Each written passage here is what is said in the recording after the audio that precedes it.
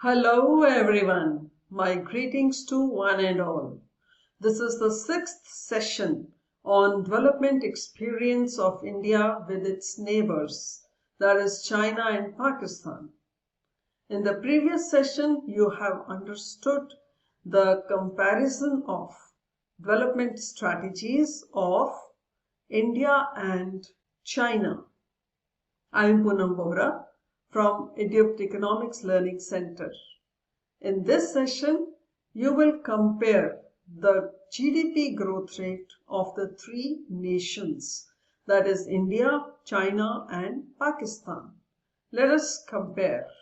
On comparing GDP growth of China, India and Pakistan, one finds that China and India are the two emerging economies of the world, and on purchasing power parity basis, China is at first position and India at third position. Pakistan is at 22nd position. Among Asian countries, China and India together contribute more than half of Asia's GDP.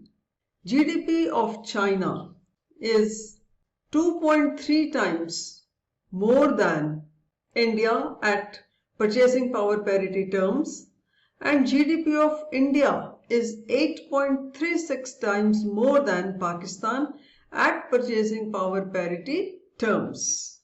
Another aspect is that China crossed 1 trillion mark in 1998, India in 2007, and Pakistan is yet to cross this mark. Growth rate of China in 2017 was 6.9%, India 7.2% and Pakistan 5.7%. In purchasing power parity terms, India's position is third and China's is first. So, India needs to make lot of efforts and structural changes in order to acquire the topmost position. As the term purchasing power parity was mentioned few moments back, it's better to understand what exactly does it mean.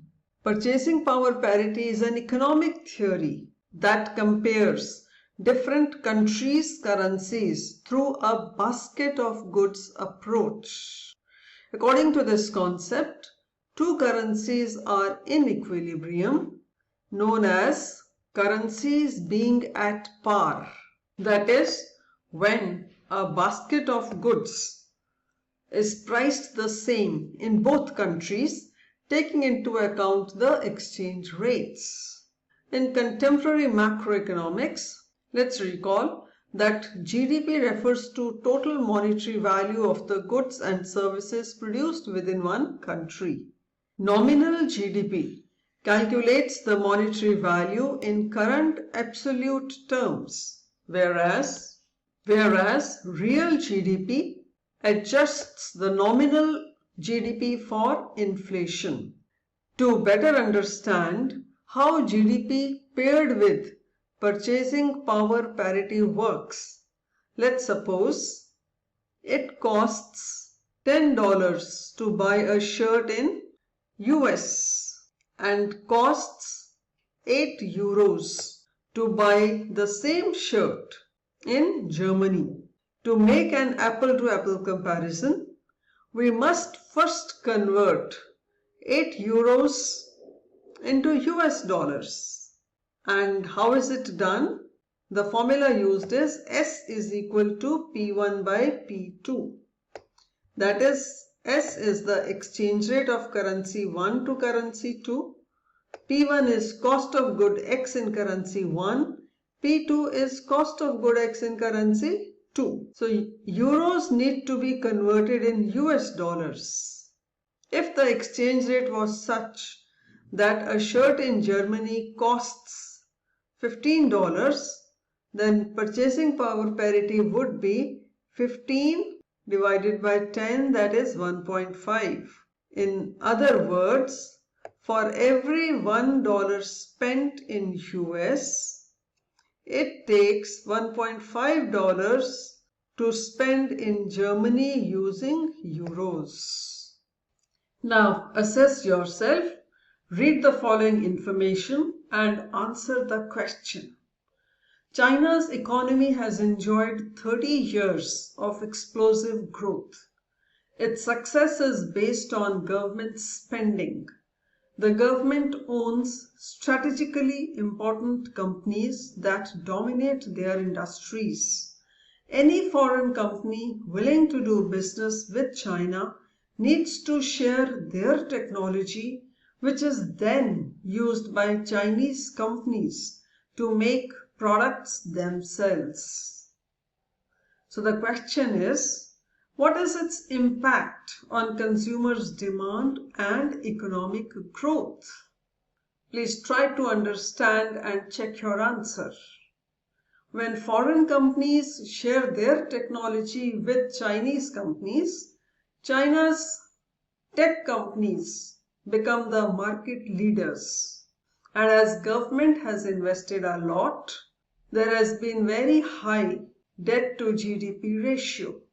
The existence of high-tech industries have created a class of ultra-rich professionals, resulting in wide inequality in China. Due to this, the domestic demand has been very low, and China depends on exports for its survival. In the past few years, there has been adverse impact on exports. Hence, the growth rate is very slow. Now have a look at this and fill in the gaps. China is the second largest global economy, the largest exporter, and has the largest exchange reserves in the world. However, even though China has one of the fastest growing GDPs in the world, it is faced with many challenges. Please fill in the gap with 4 such challenges. Please check your answer. There may be other challenges too, but these are the most important ones. China is the second largest global economy, the largest exporter, and has the largest exchange reserves in the world. However, even though China has one of the fastest growing GDPs in the world, it is faced with many challenges. These are an aging population, shrinking workforce, 66% of GDP as its debt, large gap between the living standards of the cities and the countryside. You must include these challenges.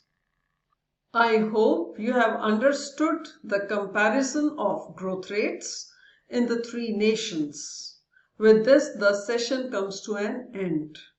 The next session would focus on the sectoral contribution made in the 3 nations. Till then, keep reading and keep updating your knowledge about the 3 nations. See you in the next session.